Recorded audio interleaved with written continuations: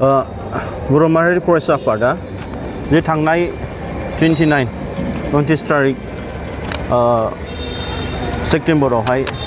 जाय मुसलपुरावहाय जालांनाय जाथाय जोंनि मानगोनां बड'फा उपेन्द्रनाथ ब्रह्म बिथांनि मुसुखाखौ जे भेन्डेलाइज खालामदोंमोन सिफायदोंमोन दा बिनि सायाव जोङो दिनै क'क्राझार पुलिस स्टेशनावहाय जों एफआइआर होनाय जादों। दाबिया बेनो जितु बड'फा उपेन्द्रनाथ ब्रह्मआ जे जोंनि बर' हारिनिनो सासे जोंनिनो बिफा आरो बिथाङा बर' हारिनि थामोनथा रैखाथिनि थाखाय आरो बर' हारिनि देरसिन सिमां आलादा रायजोनि थाखाय गावनि जिउखौ बाउसोमलांदों आरो बिथांनि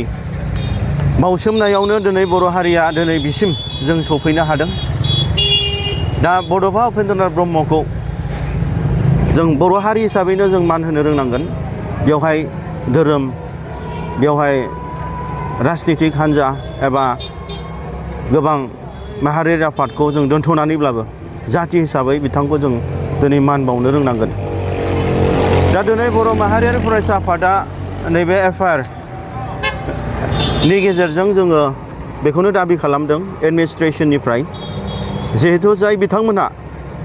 दे बर'नि गेदेमा बिफा बिथांखौहाय मान सन्मान सिफायनानै एबा बिथांखौ जि भेन्डेलाइज खालामबाय, दा बिथांनि सायावहाय जाय कालप्रिट, जाय दुस्थुखारि बिथांखौ आइनि साजा होनांगौ, इमिडियेट एरेस्ट खालामनांगौ आरो जाय बिथांमोनहा थार्ड पार्टि इनभल्भमेन्ट दं, जाय हिंसायारि जाथायखौ लानानै समाजारि बिजोङाव दे माबा मोनसे जोंनि गेजेराव मिसआन्डारस्टेन्डिं भुल बुजाबुजि आरो हारिनि गेजेराव खौसेथि गैयै एबा बड'फानि नाम लानानै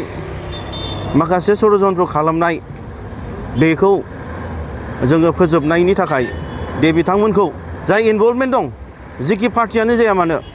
जिखि आफादानो जाया मानो, जिखि राजनितिक हान्जाया जाया मानो, जाय बेगाव थानानै बेफोरबायदि खामानिखौ मावहोदों बिथांमोनखौ दिनै आइनि साजा होनांगौ होननानै जों दाबि खालामनाय जादों।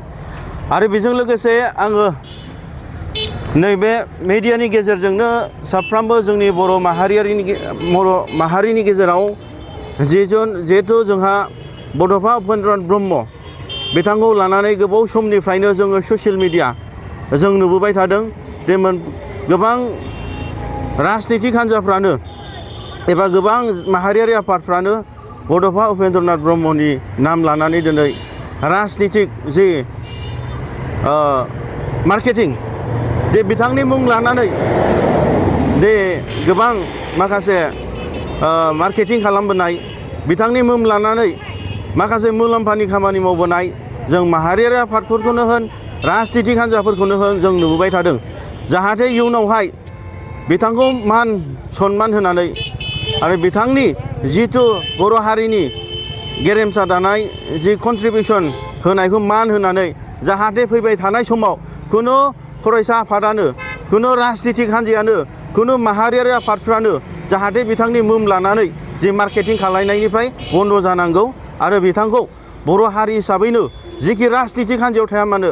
जिखि सात्र संगठनाव थाया मानो, जिखि माहारियारि आफादाव थाया मानो, जिखि धोरोमानो जाया मानो, जों बिथांखौ बिफा होनानै जों बयबो सन्मान होनायजों लोगोसे मान बावनो आं गुरैनो खावलायहरनाय थाबाय।